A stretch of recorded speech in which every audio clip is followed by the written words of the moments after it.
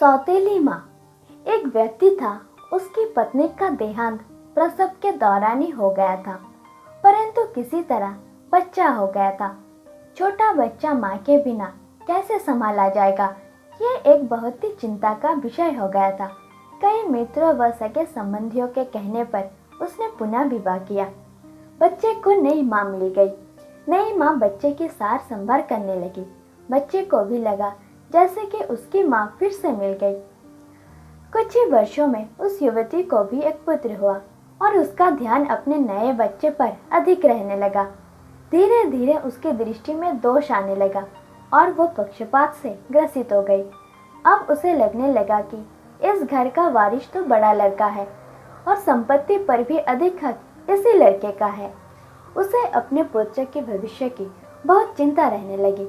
उसने अपने पति को समझा बुझा के राजी किया और बड़े लड़के की पढ़ाई लिखाई सब छुड़वा दी और घर के नौकर को भी हटा दिया तथा सब काम उस लड़के से ही कराने लगी। बच्चे के ऊपर बहुत बड़ी विपदा आ पड़ी। वो अभी दूसरी कक्षा में ही था और दुनियादारी कुछ नहीं जानता था। उसे यही लगता था माँ ने सही किया होगा। घर का सारा काम करते करते उसका पूरा दिन बीत जाता था।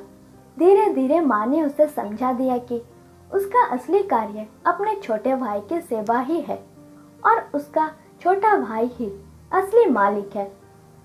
बच्चे ने माँ की आज्ञा मान ली और सदा ही अपने भाई की सेवा संभाल में तत्पर रहने लगा।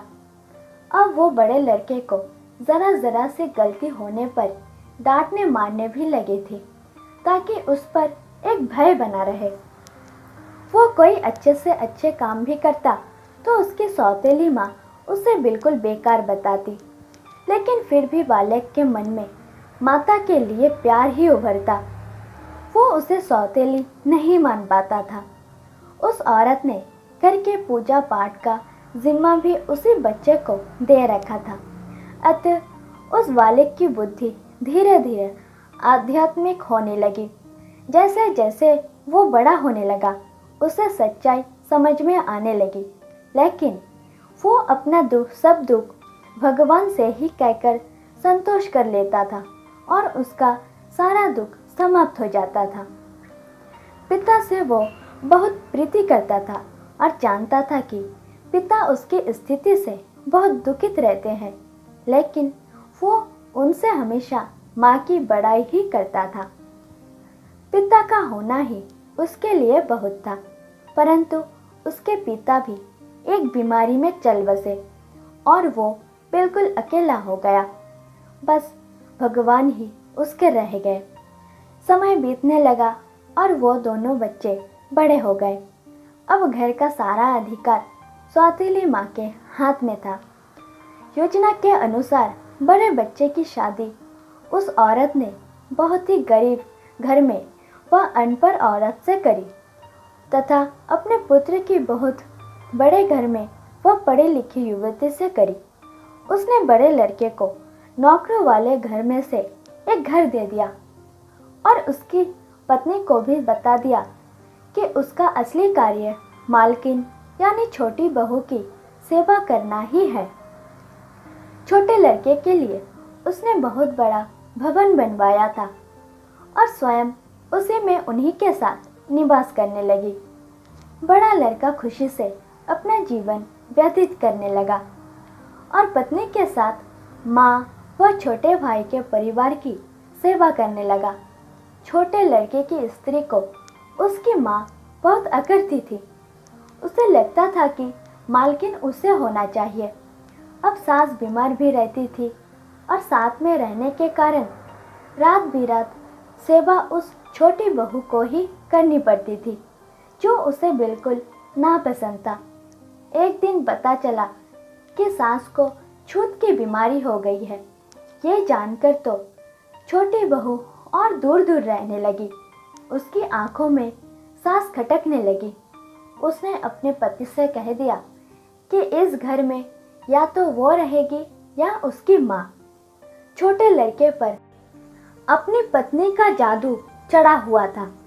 उसने अपनी ही माँ को घर से बाहर निकाल दिया और उसे वही नौकरों के घर में रहने को कह दिया।